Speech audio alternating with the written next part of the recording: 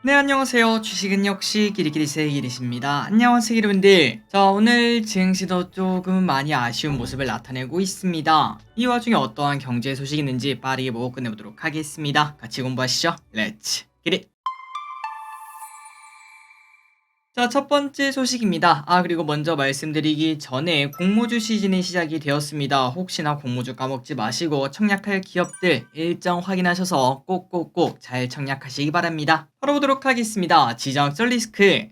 후티 반군이 미국 군함에 이제는 미사일을 쐈다 이런 얘기도 나오고 있죠. 야, 이거 진짜 노빠꾸다 라는 생각이 드는 걸 확인할 수 있는데, 미국, 영국이 지난주에 후티 반군에 대한 공습을 하는 와중에 후티 반군의 반발이 강한 모습을 나타내고 있습니다. 이번에는 어디서 났는지 모르겠지만 대함 순항 미사일 한 대를 쐈다고 하네요. 그런데 역시나 미국 전투기에 의해 그 미사일은 격추가 되었으며 피해는 전무하다고 합니다. 그래서 이런 걸 봤을 때 해운주가 당분간은 더 움직이겠군요. 아마도 인버스적 성격을 가진 친구들이 계속 움직일 수 있겠군요. 게다가 유가 관련주, 사료 관련주 이런 애들도 계속 움직이겠다라는 생각까지 해볼 수 있습니다. 다음입니다. 해운 관련주에 대한 이야기를 해보도록 하겠습니다. 홍해, 호르무즈가 동시에 터질 줄은. 세계 핵심 교역 항로에는 홍해와 호르무즈 해협이 꼭 들어갑니다. 참고로 이들의 위치는 사우디의 양 옆에 있다고 하는데요. 그러니까 왼쪽에는 홍해, 오른쪽에는 호르무즈 해협 이렇게 두 가지가 딱 위치하고 있는데, 그런데 이 두 개가 동시에 문제가 생긴 거는 사상 처음이라고 합니다. 그러다 보니까 당연히 이때까지 없었던 일 아니겠습니까? 당연하게도 전 세계에 관심을 받을 수밖에 없고 실제로 물류에도 문제가 생길 수밖에 없다 보니까 해운주의 주가가 올라갈 수밖에 없는 상황이라는 거 알고 계실 거라고 생각합니다. 게다가 여기에 이어 해운주만 올라가는 게 아니라 한국의 상태도 좋지 않을 수 있다라는 얘기까지 해볼 수 있는데, 그렇다면 그 이유가 뭘까요? 맞습니다. 한국은 수출 국가죠. 수출 없이는 먹고 살기 힘든 그런 나라입니다. 하지만 수출이라는 거는 결국은 어디론가 보내야 된다는 건데, 물류의 요충지에 문제가 생긴다면 당연히 피해를 받을 수밖에 없겠죠. 아니 길이 그래도 적당히 하고 끝나지 않겠어 라고 얘기하기에는 이미 테슬라의 공장까지 부품 부족으로 공장이 못 돌아가고 있다 요런 얘기까지 나오고 있어. 우리나라가 이러한 여파를 피한다는 거는 거의 말도 안 된다 라고도 말을 해볼 수 있겠죠. 게다가 중요한 거는 그런 것들 다 떠나서 물가 인상도 또다시 될 수 있다고 합니다. 가장 일단 먼저 오르는 게 원유, 천연가스 등 이러한 가격이 오를 수밖에 없다고 하니까 야 이거 올 여름에는 다시 유가 올라가는 거 아니냐 요런 얘기까지 해볼 수 있겠네요. 게다가 또 중요한 거는 아까 보셨다시피 단기간에 끝날 리스크가 아니다 보니까 조금 길게 가겠다, 한두 달 정도는 더 이어지겠다 라는 얘기 해볼 수 있습니다. 그리고 만약에 그 사이에 증시가 조금 걱정된다면은 해운 관련주라든지 아니면은 다른 그 인버스 성격을 가진 친구들, 그 친구들을 내가 가진 자산에 정말 조금 많아봐야 한 5%에서 10%이 정도는 해지 목적으로 한번 보유를 해볼까 이런 고민도 해볼 가치는 있을 듯 합니다. 다음입니다. 그래서 결국 코스피 계속 떨어지고 있습니다. 이게 주식이냐 라는 얘기가 나올 것 같은데요. 올해 코스피가 전 세계 최하위 수준의 수익률을 현재까지 보여주고 있습니다. 올해 벌써 5%나 하락하고 있고 오늘까지 만약에 하락한다면은 9거래일 연속 하락 기록을 세우는 거라고 하죠. 참고로 올해 들어서 증시가 가장 많이 오르는 1등이 어딘가 봤더니 아르헨티나, 튀르키예, 일본 순으로 잘 나가고 있다고 합니다. 이 친구들은 각각 11%, 6%, 6% 상승을 나타내며 야 이게 1월 효과구나 요런 얘기를 하고 있는데, 그런데 그 외에 나머지 나라들은 거의 보합권 아니면은 조금씩 하락하는 모습, 그 중에 코스피가 꼴찌인 모습을 현재 나타나고 있다고 하네요. 그러니까 사실 전 세계 전부 다 거의 답답한 상황인데 코스피만 유독 조금 더 많이 빠지는 모습 나타낸다고 합니다. 자, 그런데 기름들 마음 당연히 이해합니다. 저도 이제 계좌 보고 있으면 답답한 건 사실이니까요. 하지만 맨날 코스피는 두드려 맞기만 하고 할 수 있는 게 없다 이렇게 말하는 거는 솔직히 조금은 이해가 가지 않습니다. 그 이유가 뭔가? 바로 다 돌고 돈다는 거 매번 말씀드렸죠. 참고로 작년 11월부터 12월까지는 아마도 기름들 당연히 미국이 더 좋지 않았을까라는 생각을 해볼 수 있는데, 그런데 그 기간 동안 코스피는 무려 16%나 급등을 했습니다. 왼쪽에 보다시피 2200 라인까지 떨어졌다가 쭉 올라와서 2600까지 올라갔던 게 바로 코스피였죠. 그리고 그 당시에 다른 나라랑 비교해도 미국은 14%가 올랐고 인도는 12%가 오르는 등 다른 나라랑 비교해도 우리가 훨씬 더 좋은 성적을 냈었습니다. 그러다 보니까 이제 많이 올랐으면은 많이 하락하는 것도 당연하다고 볼 수 있기에 코스피가 지금 남들보다 조금 더 많이 하락한다라고 말을 해볼 수 있겠죠. 그리고 그 말인즉슨 무슨 의미가 될까요? 맞습니다. 다시 또 올라갈 때는 열심히 올라가고, 그리고 또 이제 올해 내년은 반도체 해 아니겠습니까? 여러분들이 아시다시피 반도체 같은 경우에는 우리나라가 또 엄청난 강점을 가지고 있다 보니까 당연하게도 올해는 다른 나라보다 더 뜨거운 코스피가 될 확률도 분명 있다는 거 알고 계실 거라고 생각합니다. 그러니까 물론 최근 들어 증시가 안 좋은 거 당연히 답답한 상황은 맞지만 너무 힘들어하지 마시고요. 다 돌아올 거니까 걱정 말고 내가 어떤 주식을 가지고 있고 그다음에 앞으로 어떤 주식을 사고 팔지 거기에만 집중하고 계시면은 자연히 기리분들의 계좌는 뻥튀기가 되어 있을 거라고 저는 확신하고 있습니다. 다음입니다. 그렇기 때문에 바로 공부할 거 이어서 해보도록 하겠습니다. 사실 오늘 같은 장에도 온디바이스 AI, 6G, 해운주, 정유 관련주 등등 지난주부터 우리가 계속 공부했던 섹터는 잘 나가는 모습을 나타내고 있습니다. 그렇기 때문에 이어서 반도체 소식 한번 또 보도록 할게요. 자, 오늘 정부에서 세계 최대 규모의 반도체 메가 클러스터를 조성한다는 이야기를 꺼냈습니다. 2047년까지 무려 622조의 투자를 통한 16개 팹이 신설될 예정이라고 하네요. 물론 먼 미래의 일이라고 볼 수 있지만 그럼에도 우리나라 반도체 업계는 할 거 하면서 계속 앞서 나가는 중이다 보니까 앞으로 반도체가 승승장구해주길 진심으로 바랍니다. 다음입니다. 올해 반도체 매출 14% 증가. 반도체 실적이 좋아지고 있습니다. 뭐 당연한 소리라고 볼 수 있고요. 그리고 이번에는 그냥 우리가 예측하는 게 아니라 신용평가사 S&P가 올해 반도체 세계 매출이 14%가량 증가할 것 이러한 전망을 내놨다고 합니다. 특히 메모리 분야가 그만큼 많이 힘들었던 메모리 분야가 무려 40%로 성장할 것으로 보인다는 게 중요하다고 볼 수 있고요. 그리고 AI 관련 반도체 수요도 당연하게도 지속적으로 굳건할 것으로 보인다고 합니다. 자, 그렇기 때문에 우리가 만약에 반도체 공부한다면 다른 반도체가 아니라 메모리, 그 다음에 AI 관련 이쪽을 조금 더 중점으로 봐줘야겠죠. 그냥 반도체라고 다 사는 게 아니라 어떤 부분에 강점이 있는지 그런 것들을 보면서 공부할 필요도 있어 보입니다. 자, 기름들 모두 원하시는 수익을 얻도록 다 잘 됐으면 좋겠습니다. 다음입니다. S24 18일 엄팽. 자, S24가 드디어 이번 주에 공개가 됩니다. 이러한 기대감 때문인진 모르겠지만 오늘 온디바이스 AI 관련주가 다시 급등하는 모습을 나타내고요. 그리고 이번 갤럭시 S24는 온디바이스 AI가 가장 기대되는 포인트죠. 일단 아직까지 성능은 당연히 제한적이라고 볼 수 있는데 그게 시작점이라는 게 중요할 것 같고, 그리고 개인정보 보호 등에서 강점이 있다고 합니다. 또한 전화통화를 실시간으로 통역해주는 서비스 과연 얼마나 될지 진짜 기대가 되긴 합니다. 그리고 AI 줌을 이용한 카메라 기능 강화 등 이런 것들이 포함이 된다고 하네요. 기대가 됩니다. 다음입니다. 프랜차이즈의 왕.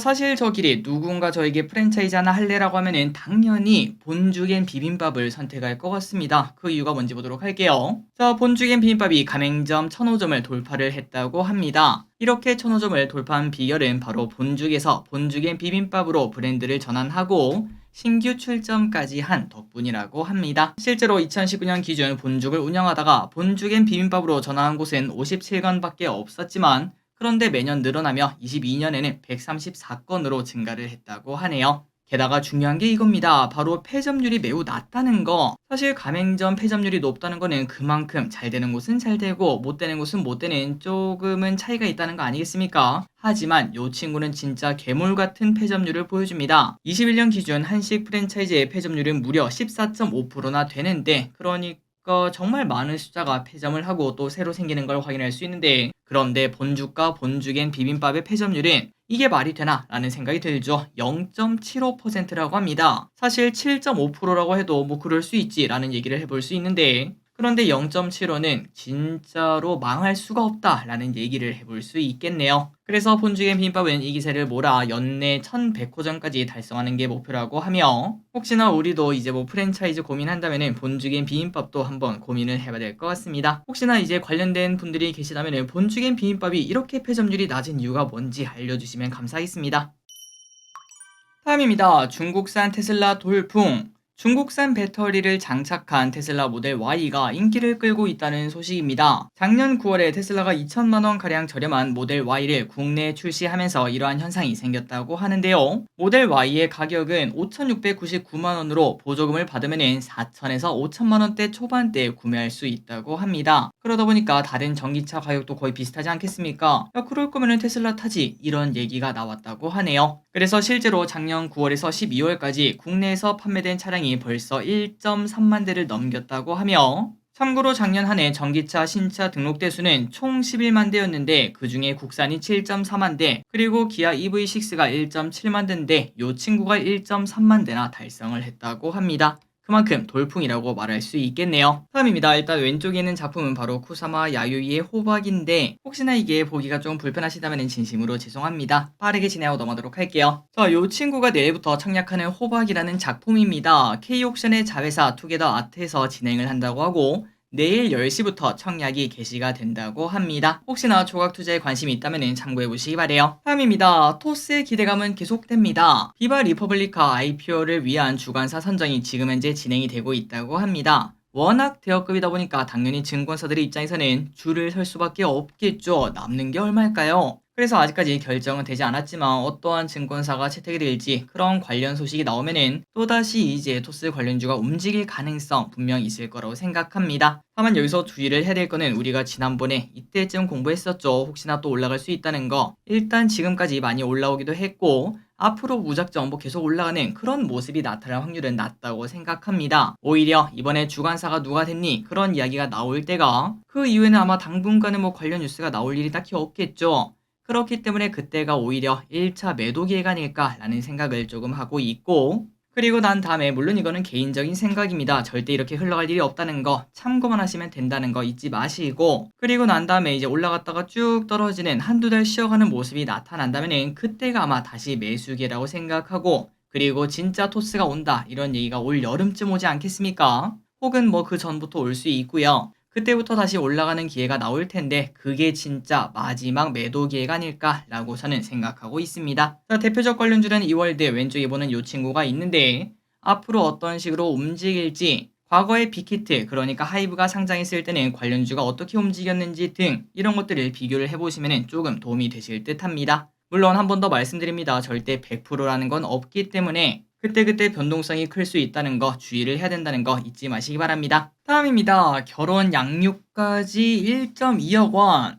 지난번에 인천이 자녀를 출산하면 최대 1억 원까지 지원한다는 소식 우리가 본 거 기억나실 겁니다. 그런데 이번에는 충북 영동군에서 아이를 낳아 키우는 청년 부부에게 최대 1.2억 원까지 2천만 원 더 이렇게 외쳤다고 하네요. 그렇다면 어떤 조건이 있는가? 결혼 후 관내에 정착하는 45세 이하의 부부에게는 5년 동안 1천만 원의 정착 지원금을 주고요. 거기에 주택 마련을 위해 대출을 받았다면 3년간 최대 600만 원의 이자를 지원해주고 임신부터 출산까지 각종 명목으로 최대 4,700만 원의 지원금이 나온다고 합니다. 거기에다가 자녀가 8살까지 될 때까지 나오는 수당이 3,300에 자녀가 입학 후 관련 비용들이 2,700만 원 등으로 총 합치면 1.2억 원 정도가 된다고 하네요. 하지만 솔직히 말해서 젊은 부부 입장에서는 이러한 돈을 준다고 하더라도 사는 곳을 옮기기에는 당연히 쉽지 않은 선택이 될 것 같습니다. 하지만 그럼에도 또 관심 있으신 분들은 당연히 있을 수 있고, 그리고 아마도 이제 이러한 흐름이 전국으로 퍼질 가능성이 높기 때문에 내가 원하는 지역에 이러한 소식이 뜨는지 매일 확인을 해볼 필요가 당연히 있겠네요.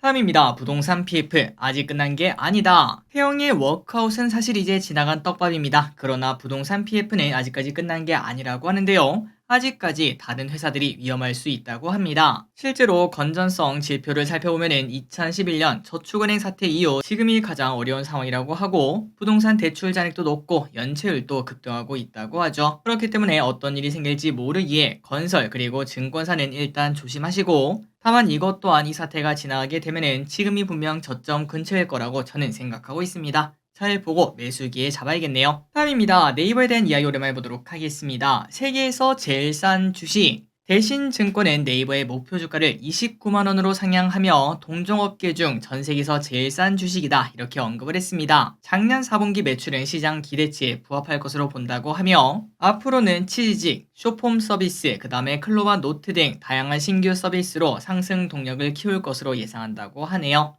최근 금리 하락 기대감으로 올랐던 네이버 과거의 영광을 찾으러 슬슬 가야겠죠. 기대해보도록 하겠습니다. 다음 소식입니다. 크래프톤 매수기에 등장. 바월투자증권은 크래프톤의 신작 기대감이 나온다며 목표 주가 29만원으로 상향하는 리포트를 제시했습니다. 여러분들이 아시다시피 최근 들어 중국에서 게임 관련 악재가 나오며 주가가 크게 빠진 바 있었는데 그런데 일단 아직까지 안심하기는 조금 이르다고 하네요. 오는 22일에 중국 내 신규 게임 규제안이 확정된다고 하니까 조금 더 지켜볼 필요가 있다고 합니다. 다만 그 이유에는 괜찮다고 합니다. 게임주는 아시다시피 신작이 가장 중요한데 올해 상반기에는 다크앤다커 모바일이 나오고 그리고 하반기에는 블랙버진, 특히 이제 인기가 최근 좋았던 인조이라는 게임에 기대감이 나오기 때문에 길게 보고 어떤 식으로 투자할지 고민이 필요하다고 하네요. 그리고 여러분들이 아시다시피 금리가 떨어지면은 인터넷주, 그러니까 네카오만 좋은 게 아니라 크래프톤 이러한 게임주도 분명 좋아질 수 있습니다. 과연 추가 상승이 가능할지 보도록 하겠습니다.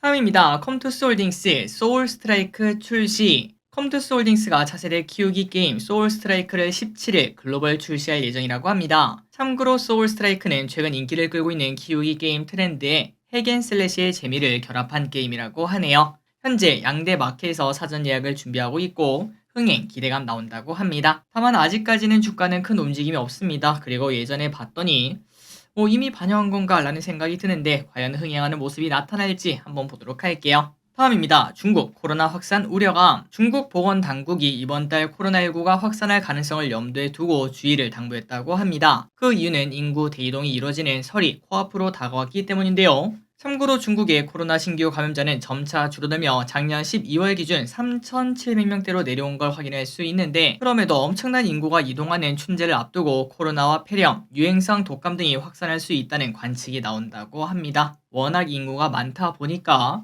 정말 이렇게 감염병에 취약한 걸 확인할 수 있습니다. 어쨌든 우리도 비슷한 거 아니겠습니까? 설 연휴 때 개인 방역을 조금 더 신경 쓰시기 바랍니다. 다음입니다. 와, 이게 망하고 있나요? 코로나 때 정말 많이 나왔던 단어인 공유경제. 명품 또한 그러한 공유경제 시장에 등장했던 거 아마도 아시는 분들 아실 거라고 생각합니다. 예를 들어 월 얼마 내고 나면은 명품을 일주일 동안 빌리는, 그리고 그 다음에는 다른 걸로 빌리고 그런 식으로 계속 쓰는 시스템을 말한대요. 그런데 그 명품을 회사가 사서 하는 건 줄 저는 당연히 알고 있었는데 그런 것도 있지만 그 명품을 다른 소유자한테 빌려 소위 말하는 배당을 주고 그걸로 영업을 하는 경우도 있었다고 합니다. 그런데 최근 들어 여러분들이 아시다시피 먹고 살기가 힘들지 않겠습니까? 그러다 보니까 이러한 명품 산업이 당연히 쪼그라들 수밖에 없고 그래서 과거까지는 업체에 명품을 맡기면 배당을 잘 받는 모습을 나타냈으나 최근에는 그 돈도 밀려있고 게다가 명품을 돌려달라고 해도 명품을 돌려주지 않는 그런 경우까지 생기고 있다고 합니다. 그러니까 그만큼 업계 자체에서 돈이 안 돌면서 상황이 안 좋아지고 있다라고 볼 수 있는데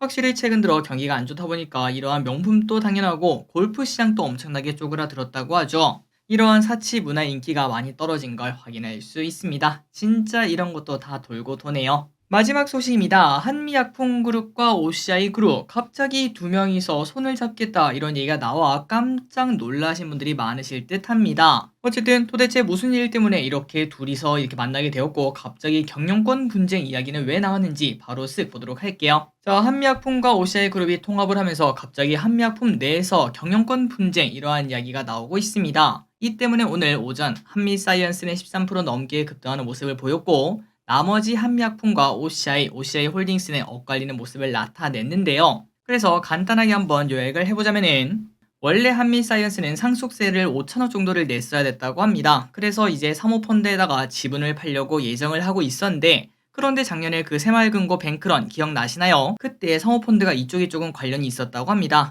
그러다 보니까 당연히 불안감 생기지 않겠습니까? 게다가 작년에 사모펀드가 들어오면서 경영권 분쟁이 나타나니 많이 요런 얘기도 나오다 보니까 그러지 말고 내가 원래 친했던 OCI 그룹 너희랑 같이 손잡아서 이거를 좀 해결해야겠다 이런 얘기가 나왔다고 하네요. 그래서 지난 12일에 OCI 홀딩스가 7,700억을 들여 지주사인 한미사이언스의 지분을 27%나 취득한 모습을 나타냈습니다. 그리고 장녀 임주연 실장이 OCI 홀딩스 지분 10%를 취득하며 이렇게 통합하겠다 이러한 계획을 가지고 있었다고 합니다. 일단 봤을 때는 괜찮다라고 볼 수 있겠죠. 당연히 시너지도 있을 거고 그 다음에 사모펀드에다가 지분을 파는 것보다는 그래도 아는 그룹이다 보니까 상속세도 잘 해결한 것 같고 그런 얘기를 해볼 수 있는데 여기서 문제가 뭔가 바로 한미약품 그룹의 장남이라고 합니다. 장남 임종윤 사장.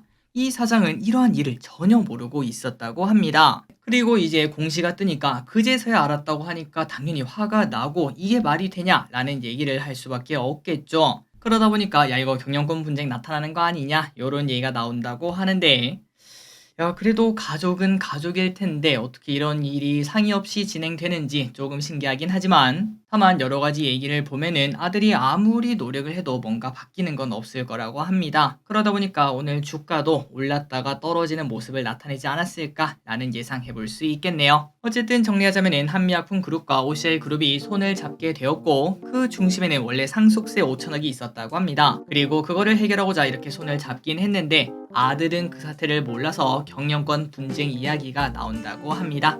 자, 오늘의 공부 여기까지 끝났습니다. 항상 이렇게 같이 공부해서 진심으로 감사합니다. 지금까지 기리셨습니다. 빠이요.